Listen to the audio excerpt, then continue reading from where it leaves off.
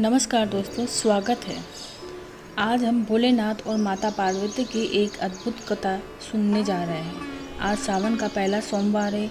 आज की इस कथा को सुनकर शास्त्रों के अनुसार कोई व्यक्ति सावन का व्रत कर रहा है तो इस सावन पवित्र कथा को जरूर सुने और कथा सुनने वाले की हर मनोकामना पूरी होती है। यदि आप भोलेनाथ के सच्चे भक्त हैं तो इस कथा को आप पूरा सुने, आधा न छोड़ें। इस कथा को बीच में छोड़ देते हैं तो आपके द्वारा अर्जित किए हुए फल नष्ट हो जाते हैं। इसीलिए किसी भी कथा का अधूरा न छोड़ें। दोस्तों, हम कथा को शुरू करते हैं। उससे पहले आप हमारे चैनल को सब्सक्राइब कर लीजिए। तो दोस्तों, शुरू करते हैं आज की पवित्र कथा। एक शहर में एक साहूकार रहता था। उसके घर में पैसों की कोई कमी नहीं थी, लेकिन उसके कोई संतान नहीं थी, जिससे वह बहुत दुखी रहता था। पुत्र की कामना करते हुए वह हर सोमवार को भगवान शिव का व्रत किया करता था और शिव और पार्वती जी की भक्ति के साथ शिवालय भी पूजा करते थे। उनकी भक्ति देखकर माता पार्वती प्रसन्न हुई और उन्होंने भगवान शिव से साहूकार की इच्छा पूरी करने का अनुरोध किया। पार्वती जी की इच्छा सुनकर भगवान शिव ने कहा, हे पार्वती, इस संसार में प्रत्येक प्राणी को उसके कर्मों के अनुसार फल मिलता है और उसके भाग्य में जो कुछ भी होता है उसे भुगतना पड़ता है। लेकिन पार्वती जी ने साहूकार की आस्था को बनाए रखने की इच्छा पूरी करने की इच्छा व्यक्त की। माता पार्वती के अनुरोध पर शिव जी ने साहूकार को वरदान दिया, लेकिन उन्होंने यह भी कहा कि उनकी संतान अल्पायु होगी और केवल 16 वर्ष तक ही जीवित रहेगी। साहूकार माता पार्वती और भगवान शिव की यह बात सुन रहा था। वह पहले की तरह शिव की पूजा करता रहा। कुछ समय बाद साहूकार के एक पुत्र का जन्म हुआ। जब वह बालक 11 वर्ष का हुआ तो उसे पढ़ने के लिए काशी भेज दिया गया। साहूकार ने बेटे के मामा को बुलाकर ढेर सारा पैसा दिया और कहा कि तुम इस बच्चे को काशी विद्या प्राप्त करने के लिए ले जाओ और रास्ते में यज्ञ करो। आप जहाँ भी यज्ञ करें वहाँ ब्राह्मणों को भोजन कराकर दक्षिणा देकर जाएं। मामा भांजे दोनों एक ही तरह से यज्ञ करते थे और ब्राह्मणों को दक्षिणा दान करते थे और काशी की ओर चले जाते थे।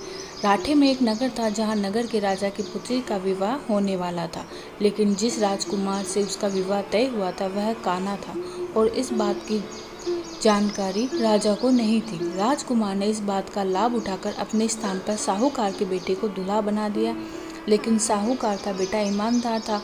उसने अवसर का लाभ उठाया और राजकुमारी के दुपट्टे पर लिखा कि तुम मुझसे शादी कर चुकी हो, लेकिन जिस राजकुमार के साथ तुम्हें भेजा जाएगा वह एक आँख वाला कान्हा है।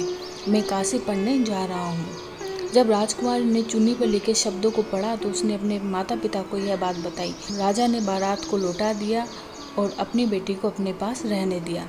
उधर साहूकार का लड़का और उसके मामा काशी पहुँचे। वहाँ जाकर यज्ञ किया।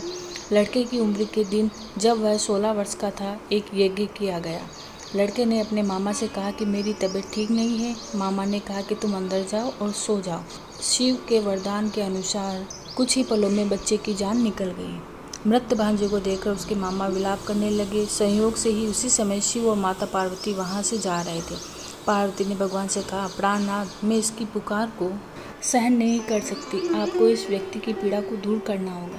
जब शिवजी मरे हुए लड़के के पास पहुंचे तो उन्होंने कहा कि यह उसी साहूकार का बेटा है जिसे मैंने 12 वर्ष की उम्र में वरदान दिया था। अब उसकी उम्र खत्म हो गई है। लेकिन माता पार्वती ने कहा कि हे महादेव, कृपा करके इस बच्चे को उम्र दे, नहीं तो इसके माता पिता मर जाएंगे। शिव के अनुरोध पर भगवान शिव ने लड़के को जीवित कर दिया और शिव की कृपा से वह बालक जीवित हो गया। शिक्षा प्राप्त करके जब वह लड़का अपने मामा के साथ अपने नगर लौट रहा था तो दोनों चलते हुए उसी नगर में पहुंचे जहां उसका विवाह राजकुमारी के साथ हुआ था। उस नगर में भी उसने यज्ञ का आयोजन किया। उस नगर के राजा ने तुरंत उसे पहचान लिया और यज्ञ समाप्त होने पर राजा व्यापारी के बेटे और उसके मामा को महल में ले आए और उन्होंने बहुत सा धन वस्त्र देकर राजकुमारी के साथ विदा किया। लड़के के मामा ने नगर में पहुंचते ही एक दूत को घर भेजकर अपने आने की सूचना भेजी। बेटे के जीवित वापस लौटने की सूचना से व्यापारी बहुत प्रसन्न हुआ। व्यापारी और उसकी पत्नी ने शम को एक कमरे में बंद कर रखा था। भूखे प्यासे रहकर वो दोनों अपने बेटे की प्रतीक्षा कर रहे थे। उन्होंने प्रतिज्ञा कर रखी थी कि यदि उन्हें अपने बेटे की मृत्यु का समाचार मिला तो वो दोनों अपने प्राण त्याग देंगे। व्यापारी अपनी पत्नी के साथ नगर के द्वार पहुंचा और अपने बेटे के जीवित होने पर और उसके विवाह का समाचार सुनकर उसकी खुशी का ठिकाना न रहा।